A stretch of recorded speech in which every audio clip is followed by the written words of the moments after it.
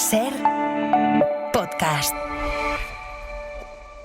Hola, soy Marisol Rojas. Y yo, Emma Vallespinós. Esto es Cero Likes. Y hoy nos preguntamos si seguimos siendo Homo sapiens. Hola, soy María y no le doy like a no saber cómo va a ser todo esto dentro de muchos años. A veces tengo mucha curiosidad por saberlo, pero otras me imagino escenarios en los que, por ejemplo, haya gimnasios en los que entrenemos el cerebro porque la IA haya terminado haciendo todo por nosotros y nos hayamos vuelto súper torpes. Entonces me pregunto hacia dónde vamos como especie. En la cadena SER, Cero Likes. Con Marisol Rojas y Emma Vallespinós. Aunque es verdad que todos estos dibujos quedan muy bien, lo cierto es que tenían una función puramente práctica. Y es que se representaban estos monstruos en las zonas del mundo que eran peligrosas. Entre estas dos islas solo hay 35 kilómetros de distancia. Y aún así, en un lado solo vas a encontrar especies asiáticas, mientras que en el otro lado vas a encontrar Resulta que hace miles y miles de años de antigüedad, un neandertal que estaba en la región de Altai tenía una caries bastante profunda en un molar. En el primer Cero Likes nos preguntamos qué pasa para que cada vez nos cueste más concentrarnos, y hoy nos hacemos preguntas casi existenciales, como la que acabamos de escuchar. ¿Hacia dónde vamos como especie?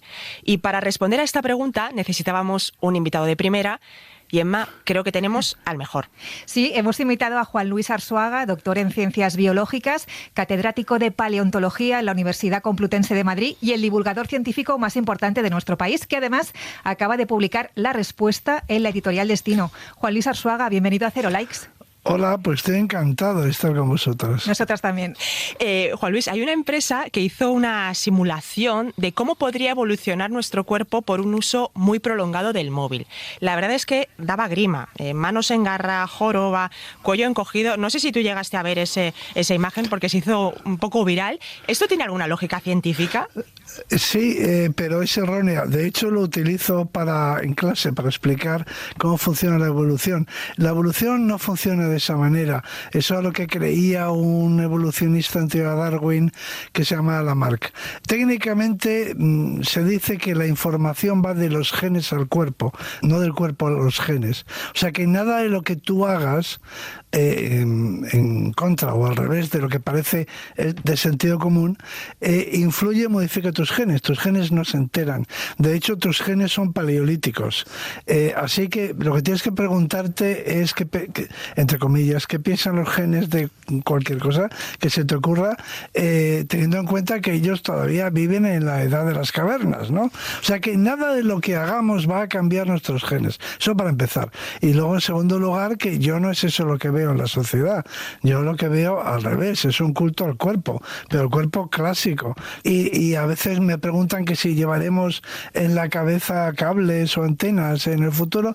Y yo siempre digo que hasta donde yo sé, la gente va a que le trasplanten pelo en la cabeza. Nadie quiere que le pongan una antena. Es decir, que ni lo que hagamos va a modificar nuestros genes de la edad de las cavernas, ni veo yo que la gente lo que quiera es tener ese aspecto. Más bien van al gimnasio a hacer sentadillas. O sea que yo veo una cosa muy del paleolítico en el personal. Juan Luis, decías que nuestros genes siguen siendo neolíticos, pero también paleolíticos. Pero escribes también que el sentido común es el peor enemigo de la especie. Así que vamos a fantasear un poco, ¿no? Veíamos que esto de mano en garra y demás no te convencía, que es completamente erróneo, pero ¿qué otras adaptaciones biológicas podría provocar nuestro uso de la tecnología? Ninguna. ¿O cómo seremos dentro de millones de años? ¿Habrá algún cambio? Si preguntas a la gente que cómo quiere, pues te van a contestar que quieren tener un cuerpo como el que intentan conseguir en el gimnasio. Y esto tiene más interés biológico del que parece, porque no solo existe la selección natural que nos adapta a los ecosistemas, es decir, que es ecológica, nos permite sobrevivir, ¿no? Sino que también tenemos una cosa que se llama la selección, o a Darwin se le ocurrió otro mecanismo, otro motor de la evolución, que es la selección, que se llama sexual. No solamente hay que sobrevivir, sino que también hay que reproducirse, ¿no? Entonces, en relación con la reproducción, pues aparecen lo que se llaman los caracteres sexuales secundarios, que no son los órganos genitales, sino que son todo aquello que diferencia en las diferentes especies a los machos de las hembras, ¿no? Eso también es una fuerza de selección y también ha operado en nosotros y por eso somos distintos. Quiero decir que la biología yo creo que aquí manda. La gente lo que quiere es estar estupenda físicamente, ¿no? Otra cuestión diferente es en cuanto a nuestras capacidades, ¿no? Y si pudiéramos cambiarla. Y este es un debate filosófico y político, ideológico, diría yo, muy antiguo. En los años 50, cuando se empezaba a vislumbrar que la genética se iba a desarrollar, que vamos a poder manipular nuestro genoma, se empezó a decir, los científicos empezaron a decir que hasta ahora la evolución humana había sido el resultado, o había estado controlada por fuerzas naturales, por fuerzas brutas, y que ya era hora de que el propio ser humano tomase las riendas de su propia evolución para producir un humano mejor. O sea, no dejárselo a la naturaleza, sino hacerlo nosotros mismos. El problema es que se entiende por mejor. Ellos pensaban más cooperativo, más tolerante, ¿no? Pero cada uno tiene su idea de que es mejor, ¿no? Excepto algunos que pensamos que no hay un humano mejor y nos oponemos a esto. Que ahora es curioso, pero se ha vuelto a repetir este discurso, y se ha vuelto a repetir porque ahora ya por fin sí tenemos la capacidad de modificar nuestro genoma. No es una posibilidad de futuro. De hecho, lo estamos haciendo. Lo hacemos con los tomates y con las vacas, pero lo estamos haciendo, ¿no? Ya lo hacíamos antes, pero por un procedimiento diferente de selección puramente. Ahora podemos ya modificar genéticamente cualquier especie para producir vegetales o animales que sean más rentables, por ejemplo, simplemente, ¿no? Bueno, pues ¿por qué no hacerlo con el ser humano?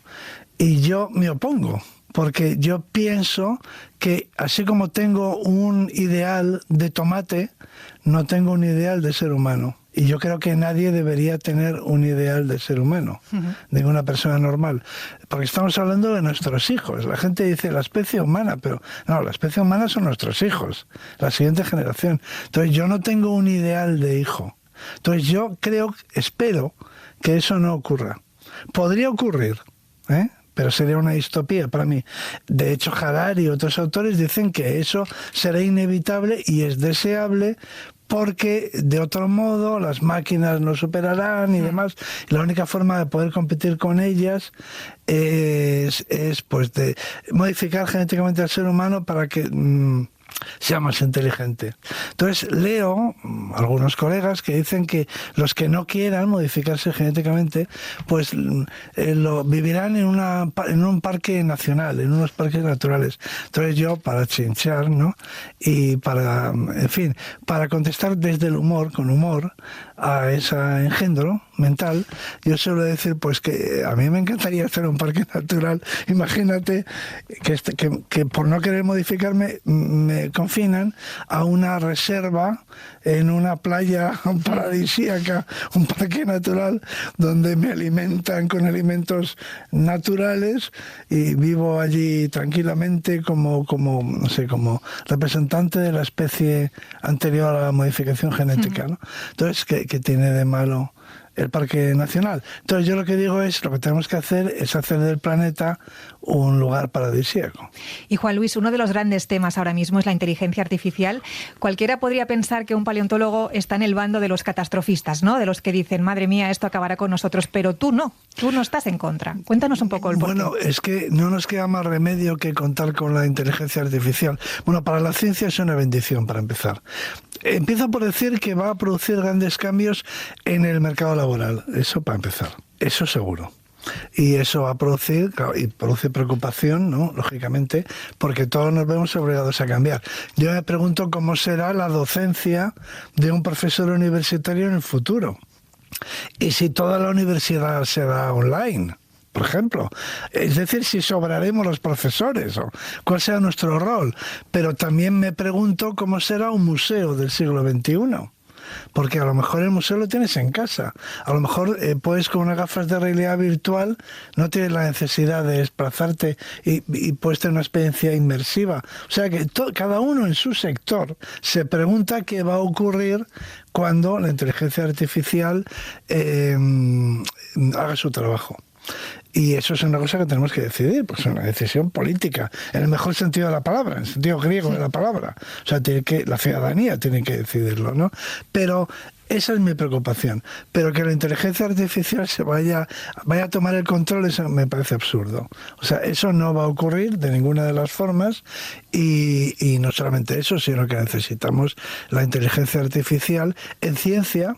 Porque ahora empezamos, la ciencia está en un momento como de bisagra. Hasta ahora hemos hecho análisis es de construcción. Análisis significa literalmente trocear. Hemos cogido un organismo, el humano, por ejemplo, y hemos ido dividiéndolo en sistemas, órganos, células, ¿no? De manera que lo que hacemos es estudiar cada vez cosas más pequeñas. Estudiamos los elementos que forman, bueno, pues lo que existe, el mundo en el que vivimos, animal, mineral, lo que sea, ¿no? Entonces, el trabajo es y lo hemos hecho muy bien, ya sabemos cuál es la composición de la atmósfera, ya sabemos de qué están hechos las rocas, ahora toca estudiar los sistemas complejos. Es decir, ahora empieza la era de la ciencia de la complejidad. Ahora queremos saber cómo funciona un sistema, cómo funciona un cuerpo, cómo funciona la economía, cómo funciona una célula, que es importantísimo para prevenir. Es decir, que ahora empieza una nueva era de la ciencia. Lo mejor de la ciencia está por llegar. O sea, ahora empieza lo mejor de la ciencia. Lo mejor de la ciencia consiste en entender cómo funcionan los sistemas, no en desmontarlo. O sea, no coger el juguete como hacen los niños y desmontarlo para ver de qué está hecho, sino cómo todas esas piezas que ya conocemos funcionan coordinadamente, ¿no? Entonces, ahora empieza lo mejor de la ciencia. O sea, para un científico esto es lo mejor. Y ese trabajo de la ciencia de lo complejo solamente se puede hacer con la ayuda de las máquinas porque requiere muchísimos cálculos, porque los sistemas complejos tienen muchas interacciones. Eso es lo que los hace, aparentemente nos parecen imprevisibles, porque el número de interacciones posibles y cambiantes supera nuestra capacidad de cálculo en tiempo real, ¿no? Y por eso no somos capaces de abordarlos solos con nuestro cerebro. Y ahora eso lo van a hacer las máquinas y van a gestionar, pues desde el agua que llega a los domicilios hasta, pues no sé, el tráfico urbano, cualquier cosa. Eso para un científico es una bendición. No se van a convertir en nuestros dueños. Puede que haya algunos humanos que controlen. O sea, aquí tenemos un problema político, esencialmente. No lo desviemos hacia la vertiente, digamos, novelística de la... el imperio de las máquinas, que eso es muy literario, si quiere, muy la ciencia ficción, pero atención, que el problema no es ese. Decías que esto es una bendición para los científicos. Lo que pasa es que ahora también es cierto que podemos delegar en la inteligencia artificial cuestiones que antes o hacíamos nosotros o aspirábamos a hacer nosotros. Te pongo un ejemplo muy de andar por casa. Gente que se hace el menú semanal preguntándole a la IA. Por ejemplo, ¿existe el riesgo de que involucionemos de alguna manera por empezar a delegar cosas que antes éramos capaces de hacer? Bueno, antes delegábamos en Arguiñano, ¿no? No, digo que es una bendición porque, mira, te pongo un ejemplo. En el año 2000 se publicó por primera vez el primer borrador, era un borrador, pero bueno, del genoma humano.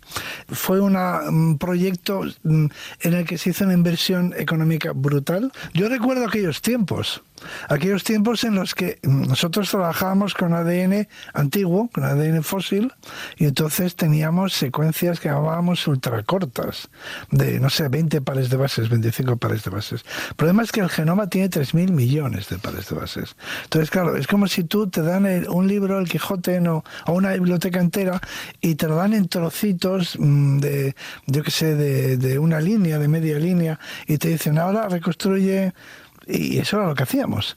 Cogíamos los trocitos y los íbamos ensamblando, ¿no? Ahora, eso que costó tanto dinero y tanto esfuerzo y tantos científicos cooperando, se hace en un día. Secuencian tu genoma en un día y por un precio módico. Quiero decir, porque lo hacen las máquinas, benditas sean, quiero decir, nosotros de momento seguimos teniendo trabajo los científicos, porque ahora han surgido otras preguntas, claro.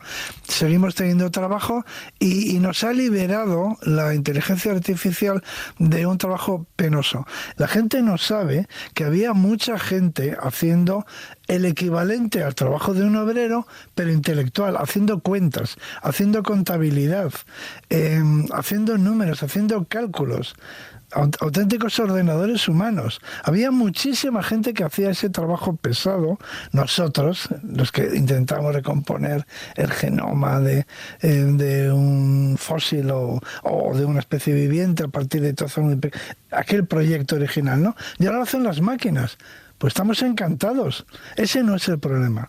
El problema es político en el mejor sentido de la palabra y de eso no oigo hablar. Pues Juan Luis Arzuaga, muchísimas gracias por estar en Cero Likes. Bueno, espero que os haya parecido estas reflexiones, por lo menos originales. Y pertinentes. Sí, Un abrazo. Hasta luego. Gracias, hasta luego. Y un recordatorio para los oyentes, si buscan una lectura interesante, La respuesta de Juan Luis Arzuaga en la editorial Destino. Si te duele aquí, es una metatarsalgia. Si te duele aquí, ¿haces ejercicios para tu tendinitis y no mejora? si te duele por esta zona al hacer este movimiento, mira esto. Lo estás haciendo mal si te has dado un golpe y llevas un buen rato con una bolsa de hielo. Con Arzuaga hemos mirado a largo plazo, pero vamos al presente inmediato, a cómo la postura que tenemos cuando utilizamos el móvil provoca molestias que antes no teníamos. Julio Hernández, ¿qué tal? Buenas tardes. Julio es fisioterapeuta. ¿Tú has notado que ahora tienes que atender a personas con molestias provocadas por un uso excesivo del móvil? Sé que hay molestias asociadas al móvil, pero no es habitual en la población. Es decir, encontrar una causalidad directa al móvil es difícil. Sí se da en casos, vamos a decir, extremos. Gente pues que tenga una adicción brutal. Pero claro, a lo mejor el problema no está en la mano, está en otro sitio. En otro sitio, hay que llamar a otro especialista. Exacto. Sí que notamos que en el día a día, cuando tienes un uso prolongado del móvil, sí que notas quizá, ¿no?, ciertas molestias, como en las cervicales, en el túnel carpiano. Exacto, cuéntanos un poco. Claro, esa es la historia. O sea, la mano se posiciona en una zona determinada y en este caso el móvil delante de los ojos, ¿vale? Tenemos que verlo. ¿Quién posiciona eso? Pues desde el hombro al codo, ¿vale?, a la mano. Hay una serie de cadenas cinéticas que se dice, o sea, una serie de elementos dentro de esa cadena que a ti te permiten que tú estés viendo tu móvil y manejar tu móvil. Teclear, hacer el scroll, hacer lo que quieras, ¿vale? Posiblemente la posición mantenida en esas estructuras sí sea más responsable de sintomatología que puede incluso alcanzar la mano. Tú has puesto el ejemplo, el síndrome del túnel carpiano es el ejemplo más claro y más habitual. De hecho, es la patología más común periférica, por atrapamiento periférico, dentro del aparato locomotor. Descríbenos cómo es esa molestia para que los oyentes puedan identificar si eso les pasa a ellos. Normalmente el entumecimiento, ¿vale? La sensación de una mano dormida, a veces incluso ya en estadios más avanzados con pérdidas de fuerza, ¿vale? Pero eso ya es una situación un poco irreversible, ¿vale? Lo habitual, manos dormidas, incluso por la noche, que la gente tiene que sacudir su mano, ¿vale?, porque se le queda dormida por una postura determinada. Eso ya son indicios de que algo está pasando ahí. Cuando vas a un fisio siempre te dice, ¿no?, pasas 8 horas en la oficina, pues sobre todo si estás con una pantalla tienes que hacer ciertas cosas, ¿no? Situártela de cierta manera, irte levantando, la postura, no cruzar piernas. Consejos para las personas que usan muchas horas el móvil de parte de un fisioterapeuta, ¿cuáles serían? El cambio de posición habitual, ¿vale? Lo que nos mata, Arzuaga lo dice, los grandes inventos que nos han matado es el azúcar y la silla, porque pasamos mucho tiempo parados. Si todos programásemos cada X tiempo, 20 minutos, una pequeña pausa, un cambio de actividad, me pongo de pie, muevo brazos, me muevo en general, eso no pasaría seguramente. Porque el problema que tenemos hoy es una sobreexposición. Ordenador, móvil, tablet, ebook. Ese es el problema, la sobreexposición y el tiempo de sobreexposición. ¿Podemos añadir algo al móvil? Por ejemplo, estos anillos que hay para colocarlo distinto, ¿alguna cosa así? Claro, todo lo que deje de soportar ese peso, ¿vale? O que te invite a cambiar de posición, va a ser beneficioso. Y el cuello, por ejemplo, a la hora de mirar la pantalla, habría que elevar el móvil, igual que hemos aprendido a cómo ponernos, a cómo colocarnos la pantalla en el ordenador. Debería de haber ese tipo de cosas. Si echas un vistazo al transporte público y miras las posiciones de la gente, todo el mundo mira su móvil. ¿Qué ocurre? Una vez más, el tiempo que transcurre con la cabeza ahí colgada, adelantada, eso es un problema. Porque hay tejidos que necesitan movimiento y nutrición. Si paso mucho tiempo ahí, esa nutrición no llega. Me voy a quejar, voy a superar mis límites. Y cuando supero mis límites, ahí está el dolor. No voy a quejarme o mi cuerpo llama la atención en forma de dolor, de queja. ¿Dónde? Pues donde lo sienta como tal. Claro, porque aquí estamos hablando no de lesiones, tampoco de molestias. ¿Esto técnicamente qué es? ¿Cómo se llama? Serían síndromes de sobreuso. Es decir, yo utilizo algo y tengo, digamos, un uso frecuente de ese algo. Si me paso utilizando eso, puede que tenga un problema. Si dejo de utilizarlo, también podría tener un problema, por inmovilización, vamos a decirlo así. Pero siempre hay un límite.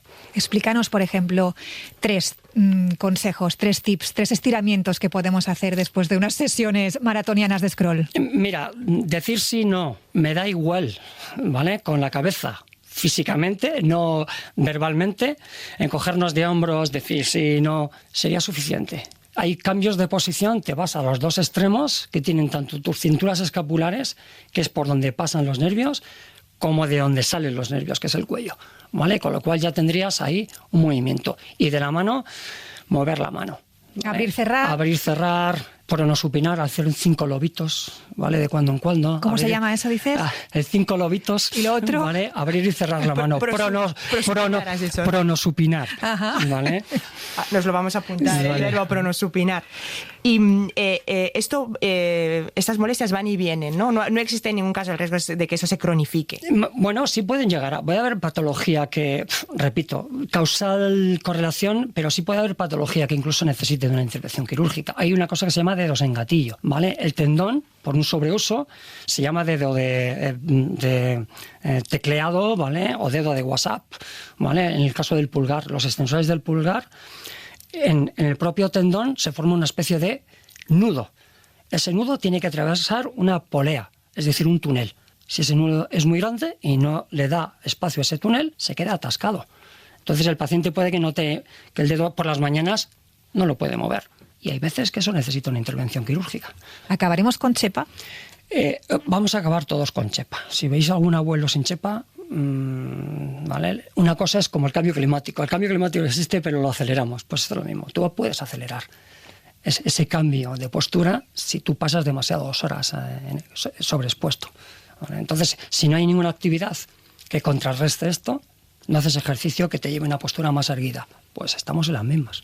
¿Hay manera de darse cuenta de si uno está echando chepa? O sea, tú a lo mejor lo estás percibiendo y estás diciendo, uy, estas 2 ya están. Pero, quiero decir, a nivel usuario, ¿cómo nos damos cuenta? Hay que mirar a los papis y a las mamis, ¿vale? Digamos, nuestro esqueleto axial, hay una componente genética muy importante. A nivel periférico, la epigenética, o sea, lo que condiciona es muchas veces el estímulo. Pero en tu esqueleto axial, tu columna, depende muchas veces de cómo tenga la columna tu papi o tu mami. Entonces, la herencia es una parte. Pero claro, no le pongas encima de la herencia mochilas. Entonces, cuando tú lo has dicho, lo habéis dicho, las molestias. Cuando hay molestias que empiezan a ser demasiado repetitivas y demás, igual deberías de darle una vuelta, ¿vale? Yo pienso, dices, mirad a los padres, esto es una cosa, y luego nuestra generación, pues quizá empezamos a usar el móvil de manera intensiva a cierta edad. ¿Qué pasa con los críos que habrán estado desde los 3 años con una pantallita? Fíjate, no sé si será una cuestión de postura o a otro nivel. ¿Qué pasa con los ojos? ¿Qué pasa con la destreza o la coordinación entre manos, ojos? ¿Vale? ¿Qué pasa con toda la cintura, toda la cadena que decíamos, ¿no? Codo, hombro, que está diseñada evolutivamente para algo y de repente hemos dejado de hacer eso. O sea, que igual a corto plazo nos vamos a quejar, pero en el medio y largo plazo habrá otro tipo de quejas. Pero son procesos tan lentos que igual estos niños, estas generaciones, hasta dentro de 40 años, no sabemos, o 20 años, no sabemos el efecto que tiene, porque tampoco se va a investigar. ¿Vale? A lo mejor no tiene un impacto tan grande a nivel social como para tener que investigarlo. Pues Julio Hernández, muchísimas gracias por estos consejos. Repítenos el verbo. ¿Cuál? ¿El de pronosupinar? Pronosupinar. Nos vamos a pronosupinar y muchísimas gracias por haber venido a Cero Likes. Muchas gracias. Hasta la próxima. Chao, hasta la próxima. Gracias.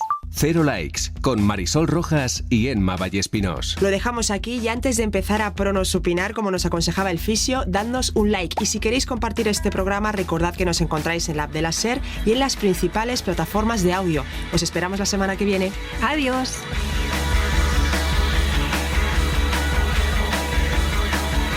Para no perderte ningún episodio, síguenos en la aplicación o la web de la SER, Podium Podcast o tu plataforma de audio favorita.